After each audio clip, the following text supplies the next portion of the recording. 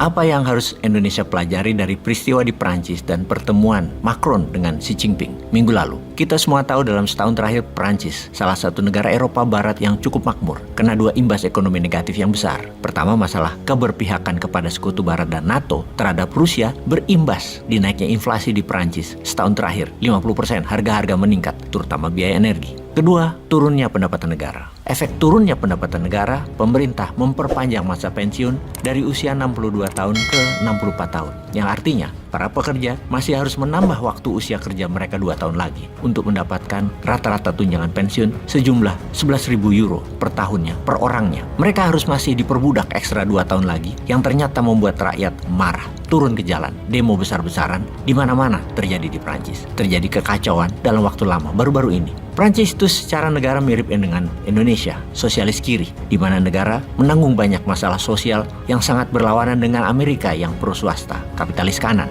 Bagi Prancis, pensiunan itu ada dua macam, yang ditanggung swasta dan yang ditanggung pemerintah seperti pegawai negeri mereka. Bagi Prancis, beban APBN-nya atas ASN, tentara, dan polisi setiap tahun bertambah untuk dana pensiun tersebut, di mana sekarang nilainya adalah 13% tanggungan APBN Prancis terhadap dana pensiun yang nilainya mencapai 140 billion dolar. Angka itu merupakan 60% APBN-nya Indonesia yang 140 billion dolar biaya pensiunan Prancis. Kalau di Indonesia angka tanggungan dana pensiun 120 triliun atau sekitar 4% dari APBN-nya Indonesia. Mengapa Prancis bisa 13% biaya pensiunannya? Karena populasi atau usia negaranya tua. Hanya 20% penduduk yang usianya di bawah 25 tahun. Sementara yang di atas 60 tahun ada 30%. Di Indonesia yang usia di bawah 25 tahun lebih dari 48%. Di mana yang usia di atas 60 tahun hanya 25%. Generasi muda Prancis tidak kuat menyokong kenyamanan generasi tua. Sementara generasi tua sudah capek kerja dari usia 20 tahun ke usia 62 tahun. Sudah 42 tahun kerja, diminta kerja 2 tahun lagi. Jadi 44 tahun pengalaman kerja mereka. Ngamuklah mereka, para kaum pekerja itu. Di Indonesia belum terasa karena 4% dari APBN dan generasi muda masih kuat. Namun, kalau tidak distrategikan, Indonesia bisa seperti Prancis.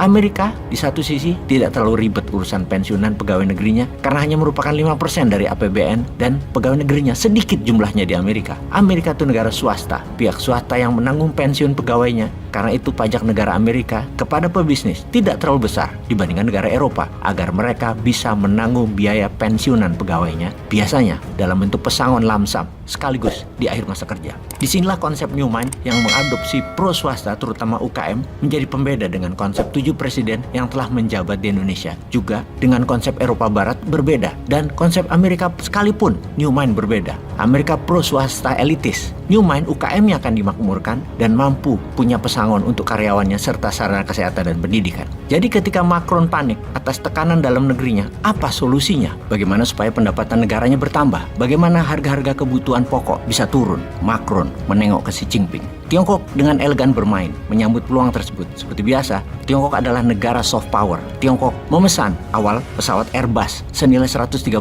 miliar yuan. Pembayaran dilakukan dengan CNY atau yuan dan bukan dengan US dollar. Ketika Prancis menerima pembayaran, mereka akan menyimpan yuan dan menggunakan untuk membeli produk dari Cina. Mereka juga dapat menginvestasikan yuan di bank-bank Tiongkok untuk mendapatkan bunga. Tiongkok tidak perlu membayar dalam dolar dan Prancis tidak perlu membayar dalam dolar dalam sistem Amerika. Di sisi Tiongkok sekarang, di mana Prancis yang mendapatkan uang yuan dikembalikan lagi manfaatnya dengan memberikan barang Tiongkok dengan harga sangat murah. Inilah strategi Macron menurunkan inflasi 50% di Prancis, terutama pangan dan kebutuhan pokok warga, agar turun dengan cepat harga-harga di pasaran dengan membanjiri barang-barang murah dari Tiongkok. Kedua negara diuntungkan. Tindakan ini gerak cepat Macron yang melihat peluang hanya dengan Tiongkok hal ini dapat dilakukan. Tiongkok ambil kesempatan itu yang sama dengan menekankan kepada Prancis agar Prancis tidak berpihak ke Amerika lagi urusan Taiwan. Dari sisi Airbus, Prancis didukung Tiongkok untuk mengalahkan Boeing-nya Amerika. Airbus menambah kapasitas untuk membangun pesawat baru dengan Airbus membuka manufaktur baru di Tianjin, Tiongkok.